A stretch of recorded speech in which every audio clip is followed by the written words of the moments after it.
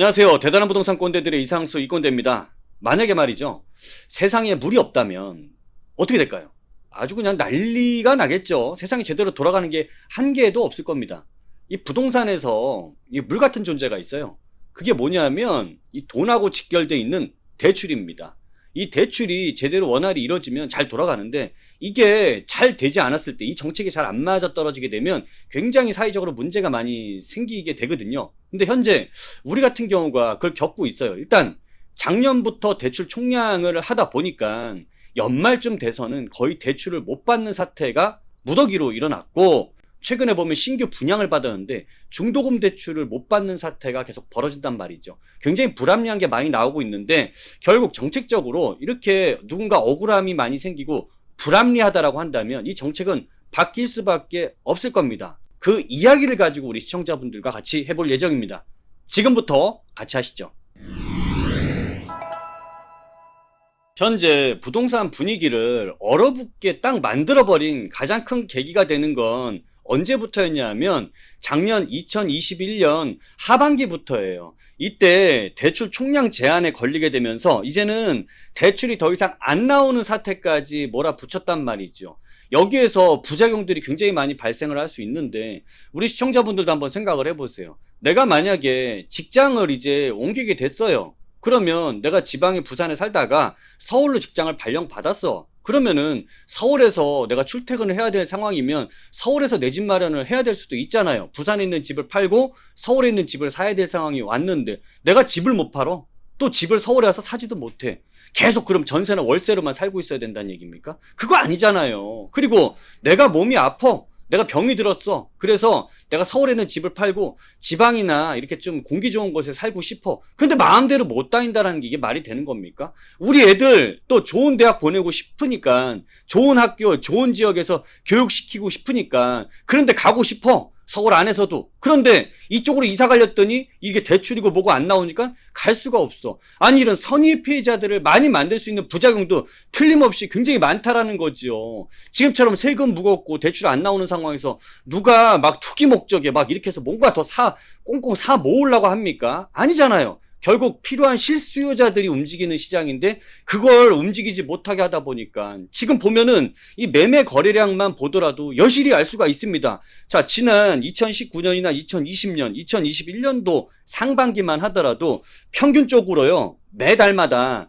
5천 건에서 7천 건 정도의 매매 거래량들은 서울에서 지속적으로 일어났습니다. 그런데 8월 이후부터 아주 거래량들이 8월 이후에 9월, 10월, 11월, 12월까지 완전히 거래량이 급감을 해버렸잖아요. 이 대출 총량 때문에 이게 거래가 안 됐다라는 거죠. 이게 결국 지금 시장이 돌아가던 시장을 꽉꽉 멈춰버리게 했고, 여러 선의의 피해자들도 많이 양산을 해놨는데, 특히나 이 금액대에 있는 분들이 가장 피해를 많이 입었습니다. 6억에서 한 12억대 정도 되는 시세가 이 정도 되는 주택을 샀을 때 이분들이 대출을 가장 많이 활용을 한다라고 볼 수 있어요. 대출을 받을 수 있는 주택은 15억 이하에 있는 것들, 그리고 그 중에서도 대출이 가장 많이 필요로 하게 많이 나왔던 분들 같은 경우가 6억 이하에 있는 분들이 대출이 가장 많이 나왔죠. 이런 분들이 피해를 많이 보게 되는 거고, 6억에서 9억 이하에 있는 주택을 살 때 40%까지 받으니까 이 분들이 가장 돈을 좀 대출을 많이 받을 수 있는 분들이 피해가 가장 컸다라고 볼 수 있습니다. 시청자분들도 여기 이렇게 대출을 6억에서 9억 정도 되는 주택을 내가 대출을 받아서 사야 되는 분들이, 이분들이 투기 세력입니까? 투자자입니까? 아니잖아요. 이분들 갭 투자하는 거 아니잖아요. 갭 투자는 전세를 끼고서 사는 게 갭 투자죠. 근데 대출을 끼고 산다는 건 내가 들어가서 거주를 해야 되는 상황이다 보니까 이 사람들은 99.9% 실수요자라고 할 수 있잖아요. 근데 실수요자가 정말 필요로 할 때 대출을 받을 수 없다라고 한다면 이 대출 제도를 도대체 누구를 위해서, 무엇을 위해서 존재하는 겁니까? 이런 분들을 위해서 대출이 나가줘야 되는 거 아닙니까? 이게 확실히 변화가 분명히 필요하다라고 생각을 합니다. 그리고 기존 주택 시장도 이 정도의 심각성을 보여주고 있는데 청약 시장은 또 더 난리도 아닙니다. 청약 시장이라는 게 건설 경기하고 직접적인 영향을 주다 보니까 청약이 계속적으로 안 되고 미분양이 많이 나는 시점 같은 경우에는 우리나라 경기 자체도 굉장히 침체로 빠질 수도 있습니다. 그래서 이 청약이 일반 개인의 뭐 피가 4억 붙었다, 5억 붙었다, 몇 억이 붙었다 이게 중요한 게 아니에요. 우리나라 전체적인 경기와 밀접한 관계가 있기 때문에 이 청약 시장이 이게 왜 중요하냐면 자, 청약이 잘 되면은 건설 경기가 당연히 좋아질 수밖에 없습니다. 건설 아파트 하나 짓는데 뭐 한두 명이 짓습니까? 아니에요. 그 다음에 뭐 흙 퍼다가 그냥 대충 이렇게 흙집 짓습니까? 아니에요. 철근이고 콘크리트고 여러 가지 원자재들을 많이 갖다 퍼붓고 여기에 많은 일자리들이 필요한 거예요. 그러다 보니까 건설 경기가 좋아지면 일자리들이 많이 만들어지게 되고 자, 일자리들이 많이 만들어지면 이 사람들이 한 달마다 돈 받잖아요. 월급 받잖아요. 자, 소득이 증가하게 됩니다. 자, 이 소득이 증가하게 되고 소득 돈 많이 벌었어. 경기가 좋아지면서. 자, 그러면 뭐 합니까?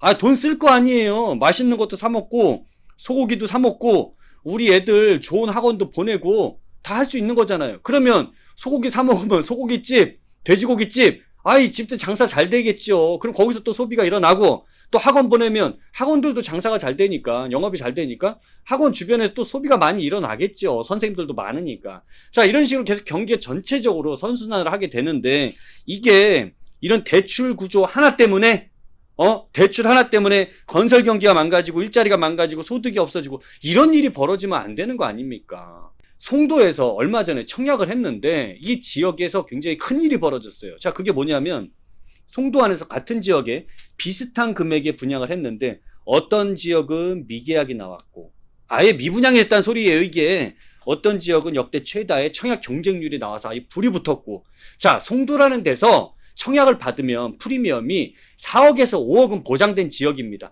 누군들 안 받고 싶겠습니까? 그럼에도 불구하고 이 안에서 이런 사태가 났다라는 건 굉장히 심각하다라고 할 수 있는데 이걸 제가 좀 더 풀어서 설명을 해드릴게요. 송도가 인천에서는 1등하는 지역이고 경제자유구역이라고 해서 굉장히 뭐 외국의 기업을 유치한다라든지 GTX 비노선이라든지 주변에 상업시설 너무 잘 돼 있는 지역이잖아요. 그러다 보니까 송도 안에 새 아파트라고 한다면 33평이 14억은 가는 지역입니다. 여기 안에서 기존에 10년차, 11년차 정도 돼도요 11억에서 12억 정도는 합니다. 이 정도로 고가하는 지역에서 분양 가격이 9억 정도가 되는 게 나왔으니 당연히 프리미엄이 3, 4억 붙을 수 있잖아요. 그런데 이게 어떤 기준에 의해서 어떤 지역은 분양이 굉장히 잘 됐어. 송도 안에 A지역이라는 데는 8억 9천만 원에 분양을 하다 보니까 청약 경쟁률이 211대 1이나 나왔어요. 완전히 성공을 한 케이스가 됐고 받은 사람들은 프리미엄이 3억이 붙었다 4억이 붙었다 할 수 있는 건데 반대로 B지역에 분양한 9억 4천만 원짜리 분양가 같은 경우에는 여기는 미분양이 났어요. 그리고 미분양이 난 이유는 여기에 당첨됐던 계약자들이 눈물을 머금고 계약 포기를 했단 말이죠. 왜? 그 이유가 도대체 왜? 중도금 대출이 안 나와서 그래요. 이게 중도금 대출이 무슨 기준으로 안 나왔냐 하면 이 9억 원, 분양가격 9억 원 기준에 따라서 9억이 넘으면, 분양가격이 넘으면 대출이 안 나온다. 그러니까 니네 대출 받지 마. 돈 없으면 대출 받지 마. 이 얘기인 거고. 여기에 9억 밑으로 돼 있는 것들 1,000만 원, 100원이라도 넘지 않는다라고 했을 땐 여기는 중도금 대출이 나오니까 이건 받을 수 있다란 말이죠. 이거 여러분들이 너무 당연하다라고도 볼 수 있겠지만 굉장히 불합리하다라고도 볼 수 있어요. 그리고 지금 서울이나 중심지 안쪽에서 앞으로 재개발들 많이 해서 신규 분양들 나오잖아요. 10억 밑으로 나올 수 있는 게 어디가 있습니까? 앞으로 이거는 벌어질 일들이에요. 그게 송도에서 우리가 이 사례를 보고서 알 수 있단 말이죠. 그럼 이게 불합리하기 때문에 바꿔줘야죠. 지금 1세대 1주택자 같은 경우에 비과세도 12억까지 풀어놨잖아요. 그러면 집값이 올라간 것만큼 제도도 바뀌어 왔으면 중도금 대출 기준도 9억에서 12억대로 좀 올려주던지 이거 바꿔줘야 되는 거고 그리고 더 비싸다 하더라도 이게 실수요자가 꼭 여기서 거주를 하겠다라고 해서 이런 부분들이 이자 부담을 최대한 줄여줘서 좋은 지역에 살 수 있게 만들어줘야 되는 게 당연한 거 아닙니까? 그리고 서울처럼 좋은 지역에서 분양을 돈이 좀 부족하더라도 잘 받을 수 있게 만들어야지 있는 사람만 가져가라 이게 더 불합리한 거 아니겠습니까? 자, 이게 이 청약에 대한 비단 하나뿐만이 아니고 이로 인해서 사회적인 문제, 경제적인 문제는 앞으로 더 심화가 되고 더 양극화가 심해질 수도 있다라는 거죠. 저는 이 대출 규제를 한다라는 거는 가계부채를 관리하기 위한 여러 가지 방안이 다 포함되어 있기 때문에 뭐 재무 건전성이나 이런 거 다 고려하는 건 알고 있습니다만 지금 충분히 쪼여오고 있어요. 그런데 중요한 거는 저소득이라든지 저자본, 돈이 적은 분들이나 소득이 적은 분들 같은 경우가 좋은 지역에서 분명히 살고 싶잖아요. 이런 분들한테도 기회를 줘야 되는 거 아닙니까? 아니 그런데 이게 자꾸 이거 네 수준에만 맞는 것만 자꾸 받아라. 돈 없으면은 좋은 지역 들어오지도 마라. 이런 얘기로 저는 들리거든요. 자꾸 외곽으로 자꾸 내몰림 될 수 있는 이러한 규제들은, 이러한 정책들은 좀 분명히 변화가 저는 필요하다라고 생각하고, 더 나아가서는 우리나라 이 미분양이 이렇게 대출 때문에 미분양이 증가를 한다. 이거 있을 수 없는 일이잖아요. 이것 때문에 시공사들이 이런 신규 공급을 중단하게 되고 결국 일자리나 소득, 소비 이런 것들이 전부 영향을 줄 수밖에 없는데, 이렇게 미분양이 증가하게 되면 어느 누가 집을 짓게 되고 그로 인해서 어디가 일자리가 만들어지고 없잖아요. 힘들어지잖아요. 경기 전반적으로 위험해질 수 있다 보니까 이런 것들은 시급하게 조정을 해서, 지금 현재가 불합리한 부분들이 많으니까 이 부분만 조정하면 되는 거 아닙니까? 전반적으로 다 뜯어고치라는 얘기는 아니지 않습니까? 그렇죠? 그러니까 일단은 우리 시청자분들도 앞으로 이 부분들은 틀림없이 변화가 생길 수밖에 없다라고 생각하고, 그때 이후부터는 분명히 현재 분위기가 굉장히 급반전될 수 있다라고 봅니다. 이렇게 좀 불합리하다라고 생각하는 정책들 그렇게 오래가지 않으니까 우리 시청자분들도 이런 대출의 변화에 따라서 시장을 좀 판단할 수 있는 이런 시각을 가져보셨으면 좋겠습니다. 자, 오늘 내용이 우리 시청자분들께 도움이 되셨다면 나가시기 전에 구독, 좋아요, 알람 설정 꼭 해주시고요. 지금까지 시청해주신 여러분 감사합니다. 저 물러가도록 하겠습니다.